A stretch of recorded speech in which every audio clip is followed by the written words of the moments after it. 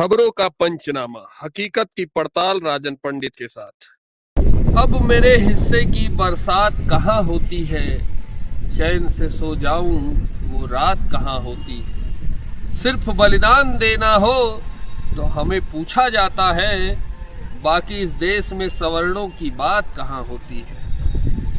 स्वर्ण समाज के लोग जो डर रहे हैं कि उनको फंसा दिया जाएगा और जो लोग कंप्लेन करेंगे उन पर कोई कार्रवाई नहीं होगी, तो स्वर्ण समाज के लोगों को आप लोग कैसे विश्वास दिलाएंगे कि उनके खिलाफ हमें विश्वास दिलाने की जरूरत नहीं है। वो खुद से विश्वास करें, वो खुद से विश्वास करें कि हजारों सालों से सत्ता का सुख भोगने वाले लोग, हजार साल से देश की यूनिवर्सिटियों में, देश के संस्थानों में, जहां गुरुकुल हो, जहां जो भी जिस तरह की हमारी व्यवस्था रही है, एजुकेशन सिस्टम, हर जगह से कब्जा करने वाले लोग, अगर आज हमें कोई हक मिल रहा है तो हम तुम्हें क्यों भरोसा दिलाएं?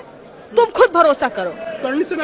और वो हमको धमकाएंगे और ओबीसी समाज का बच्चा जो है डर जाएगा कि वो हमको धमका रहा। खुद वो कौन है वो लोग? यूजीसी सही है, आप लोग इसका समर्थन करेंगे? यूजीसी सही है कि एजुकेशन मिनिस्टर सही है? बात आप उस कानून का विरोध इसलिए कर रहे हैं कि आपको फंसाया जाएगा। अरे आपको फंसाया जाना चाहिए, आपको इस आधार पर फंसाया जाना चाहिए कि आपने कभी भी इस देश के 90% ओबीसी, एससी, एसटी, बहुसंख्यक जो आबादी है, जो माइनॉरिटी है, उसको आपने उसका हक नहीं दिया। आपको इस बेसिस पर फंसाया जाना चाहिए। इस देश के सर्वोच्च न्यायालय सुप्रीम कोर्ट ने यूजीसी एक्ट के नए नियमों पर रोक तो लगा दी है, लेकिन जो ताजा जानकारियां निकल कर आ रही हैं उसको सुनने के बाद शरीर का रोया रोया कांप उठा है। आपको जानकर हैरानी होगी कि यूजीसी के इन नए नियमों को बनाने वाले लोग कौन थे।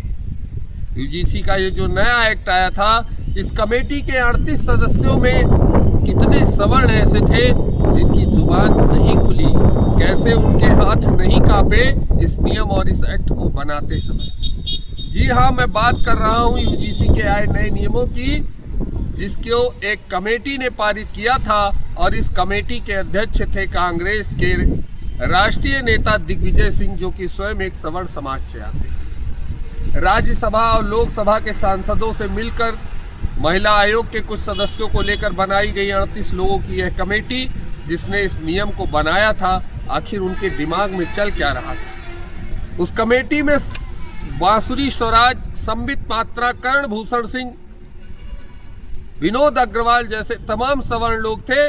उन्होंने इस विषय पर आखिर विरोध क्यों नहीं किया। हम ये सोचकर आज रोने को मजबूर हैं कि आखिर इनका ज़मीर क्या इतना मर गया है, क्या इनके लिए राजनीति और पैसा इतना ज़्यादा ज़रूरी हो गया है कि ये अपने ही समाज का गला काटने के लिए भी तैयार हो गए थे। वो अलग बात है कि हमारे प्रदर्शन की वजह से सुप्रीम कोर्ट ने नियमों पर रोक लगा दी है और तमाम ऐसे सवाल खड़े किए हैं जिनका जवाब सरकार को आने वाले समय में देना होगा। सुप्रीम कोर्ट ने साफ साफ शब्दों में कहा है, यह कानून इस देश में फिर से जातीय भेदभाव पैदा करने वाला कानून है। उसने साफ साफ कहा कि क्या हम भारत को फिर पीछे ले जाना चाहते हैं जहां सिर्फ जातियों की बात होती थी। मित्रों, जब सरकार से हम ये मांग कर रहे थे कि इस एक्ट को बदला जाए, तो सरकार के किसी सांसद, किसी विधायक, 543 सांसद है इस देश में, जिसमें ना जाने कितने सवर्ण सांसद हैं, हजारों विधायक हैं, उसमें कितने विधायक हैं, किसी के कान पर जू नहीं रेंगी, किसी की जुबान नहीं खुली। लेकिन जब सुप्रीम कोर्ट ने रोक लगा दिया तो बधाई देने के लिए हमारे सवर्ण समाज के तमाम सांसद, विधायक, मंत्री ट्वीट कर रहे हैं। अरे शर्म से डूब क्यों नहीं जाते हो अपने ही समाज का गला काटने से पहले तुम लोग। आखिर सवर्णों का दोष क्या है? आखिर सवर्णों ने इस समाज के लिए किया क्या नहीं है? एक केस रोहित वेमुला, जिसकी बात हर मीडिया करता है, सारे ओबीसी करते हैं, सारे एससी करते हैं, हर सोशल मीडिया पर यह बात फैलाई जाती है, लेकिन ठीक उसी के एक साल बाद लखनऊ यूनिवर्सिटी में एक सवर्ण छात्र के साथ ऐसी ही घटना घट जाती। क्या आपको पता है? क्या किसी ने इसके बारे में बात की है? मैं अपने ओबीसी भाई, एससी, एसटी भाइयों से भी निवेदन करना चाहता हूँ कि यह देश पुनः एकत्र हो रहा है।